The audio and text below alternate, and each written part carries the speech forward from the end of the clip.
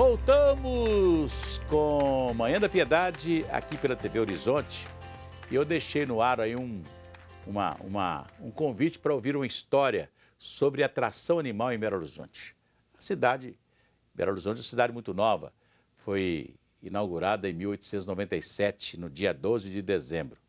Mas antes, a cidade, para ser construída, usou atração animal.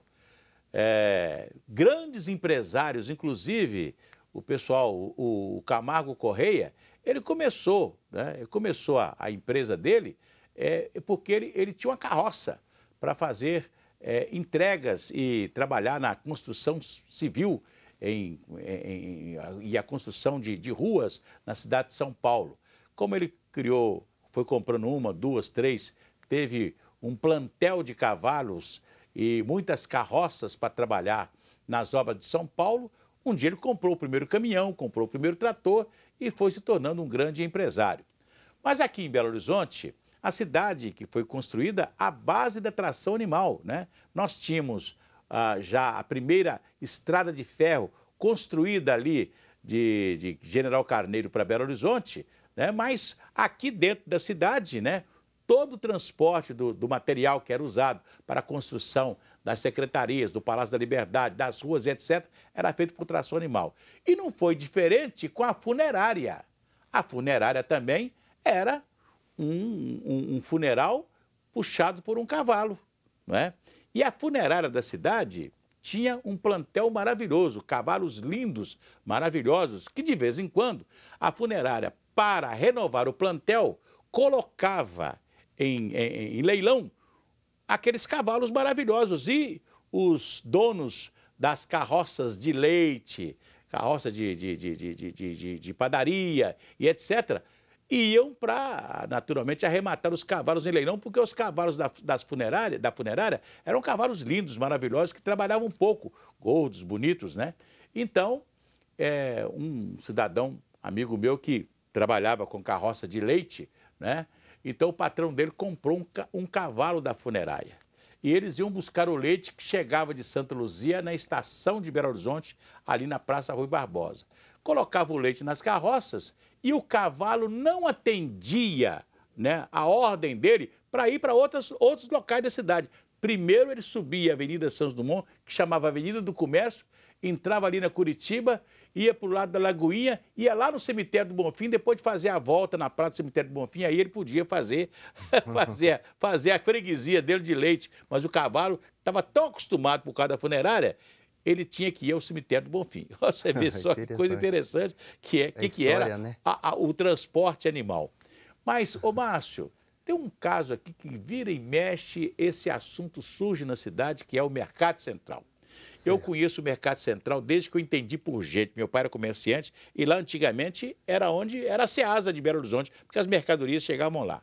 E a gente ia fazer as compras, lá meu pai era comerciante, fazia as compras ali no Mercado Central. Então, desde criança, eu sou acostumado a viver com o sujeito vendendo leitão, vendendo cabrito, vendendo outros tipos de animais, né?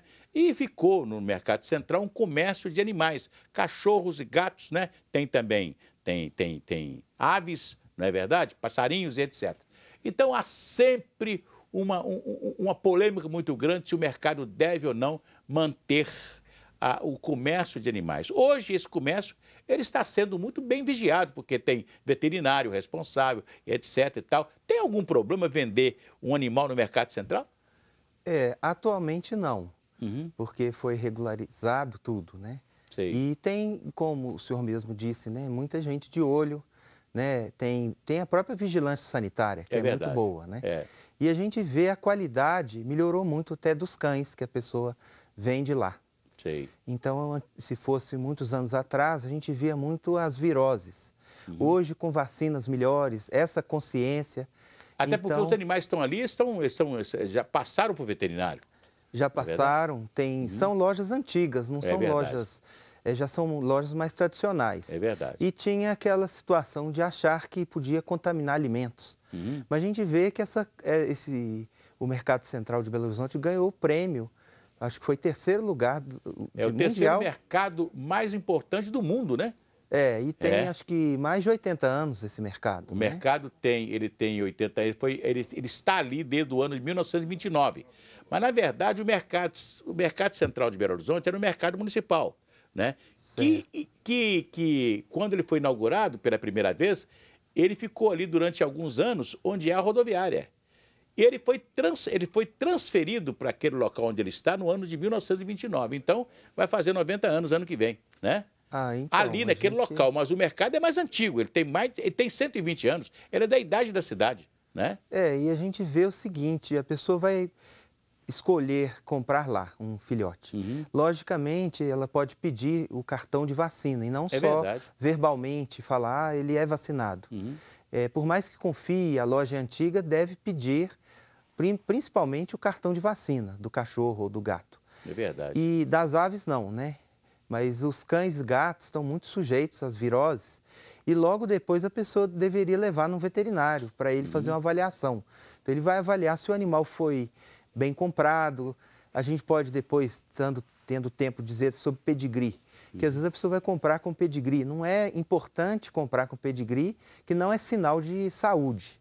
Então é uma primeira consulta logo depois que a pessoa compra, pede um atestado até de saúde, e o veterinário vai olhar a mucosa, vai olhar se o animal está com um peso bom, se ele tem anemia, vai conferir se já está na hora da nova vacinação, da vermifugação. Então a gente vê isso, que também a gente, falando sobre mercado central, e as outras vendas pela internet, né? É verdade. É uma coisa muito nova a pessoa comprar pela internet. Pode estar comprando um cão que não é de raça, que vai crescer muito, pode ser que vão prometer, né? Em qualquer lugar que possa estar comercializando animais, mesmo numa casa pet, numa loja dessa aí, pode estar com algum problema um animal. Não é só no mercado central, em qualquer lugar o animal pode estar com o mesmo problema. Pode estar sujeito. Então, às vezes, pode ter um preconceito, né? De um lugar ou de outro, igual o mercado central. E a gente, quando passeia, vê lá, a gente vê que está bem asseado, está tendo muita limpeza, né, nas gaiolas, as aves, né? E sempre vê se há um contrato, né? Se está comprando um animal de raça, tem que ver isso, né? É muito comum esses cuidados não serem observados, por exemplo. O sujeito tem uma cachorra em casa, a cachorra deu o cachorrinho, né? E logo os vizinhos, eu quero um cachorrinho, me dá um cachorrinho e tal. O cara, depois de um certo tempo, doa o cachorro, outros até vendem, né? E sem esses cuidados que hoje você encontra no mercado central e nas casas que vendem pets, né? Por isso que é importante a pessoa ter esse pensamento, né, começou a ter um filhote em casa, ele vê, até antes de adquirir, pedir orientação para um profissional sobre a raça, se serve para o apartamento, quais as vacinas, se realmente é de raça, se tem o pedigree, né, que o pedigree vai ver até campeonatos, né? É verdade. Se o pedigree é bom ou não, se os pais... Se é entre irmãos o cruzamento, que tem doenças genéticas. É mesmo, né? Então a gente tem que ver. Se o pedigree não é falso, né? Isso é igual o galinheiro, né? Quando o galinheiro começa a ficar antigo, é sinal que os ovos ficam pequenininhos, né? Porque há um cruzamento que não são recomendáveis, por isso que o galinheiro tem que estar sempre sendo renovado, uma galinha nova, um galo novo e etc, né? Isso mesmo. Mas eu aprovaria, a pessoa que quer comprar, atualmente eu aprovaria comprar no mercado central, mas sempre com esse cuidado após a compra que ele fizer, né? Não pode deixar, ver se a mesma ração que ele está, para ele manter essa ração. Senão ele pode achar também, por uma culpa, né? Compra outra ração, o animal vai ter um problema intestinal, pode achar que é uma virose. O Márcio Brasil, a prefeitura cuida muito dessa parte de zoonoses da prefeitura de Belo Horizonte, porque eu conheço desde menino, o terror era a carrocinha, né? Quem tinha um cachorro, na hora que a carrocinha aparecia, você saía catando os cachorros, não deixando os cachorros ficar na rua, porque a carrocinha pegava e levava embora e pronto, acabou. E você não via mais o cão. Naquela época era mais difícil você ir lá no local da prefeitura para resgatar o cão, né? Mas a prefeitura tem algum serviço de profilaxia que ajuda a pessoa, além das vacinas que nós somos obrigados a colocar o cão e o gato, né, para tomar vacina por todo ano e etc. Além disso, tem um outro serviço que o médico veterinário vai e ajuda a olhar esses animais que estão aí nas casas? É interessante porque o trabalho número 1 que eu acho da prefeitura é a vacinação contra a raiva, que é anualmente, e as pessoas levam mesmo. A gente vê que geralmente é sábado, né? É verdade. E tem várias pracinhas lá de fora dos postos de saúde, supermercados, e tem as propagandas prévias que vai ter, geralmente é agosto, setembro. É verdade. Essa parte eu acho fundamental por ser uma doença zoonose. Agora já se fala até num SUS, né? Para um hospitalzinho veterinário, não é isso? Igual São Paulo já tem. Belo Horizonte já vai ocorrer. Parece que estão falando nisso aí agora, de fazer um pequeno hospital veterinário para atender naturalmente as pessoas mais pobres que não podem pagar um veterinário e ir numa clínica particular, não é verdade?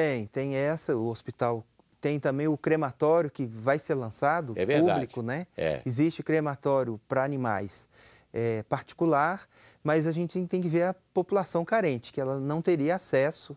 E não seria, pode ter gente que falaria do crematório, achar que é um absurdo, mas serve também, a pessoa não é obrigada a gostar do animal. E esse problema aí que os animais são usados na indústria de cosméticos, como é que é? Explica para o nosso telespectador qual o tipo de coisa que se faz com o animal para ele ser usado para a indústria de cosméticos. E tem que passar primeiro por um código de ética, Sei. Né? Igual faculdade, se for fazer uma pesquisa, até de medicamento, cosméticos, passa por um código de ética para ser aprovado. Sei. E geralmente são empresas grandes e que realmente todo mundo está de olho. Mas né? os animais são maltratados nesse processo?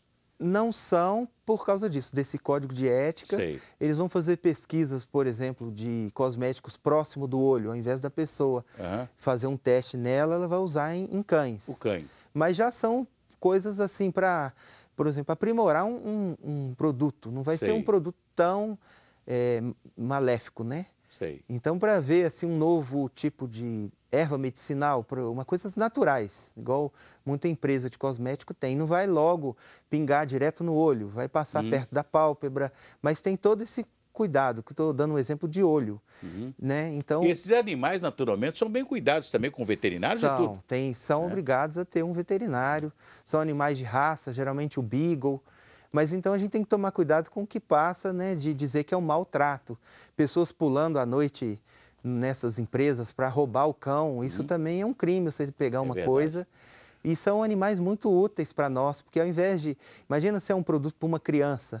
Não é que a gente prefere usar no cachorro primeiro, mas ele tem esse para o bem do ser humano. É verdade. Eu acho interessante. Márcio Brasil, deixa o seu telefone. 3426-2882. Pois é. Eu te agradeço mais uma vez de estar aqui conosco para esses esclarecimentos. Hoje falamos de uma coisa muito interessante que quase ninguém fala dos animais que estão aí na rua, das carroças e etc. Isso foi um esclarecimento muito bom. Eu quero agradecer a todos vocês. A gente volta amanhã. A Síria Caixeta continua no Manhã da Piedade.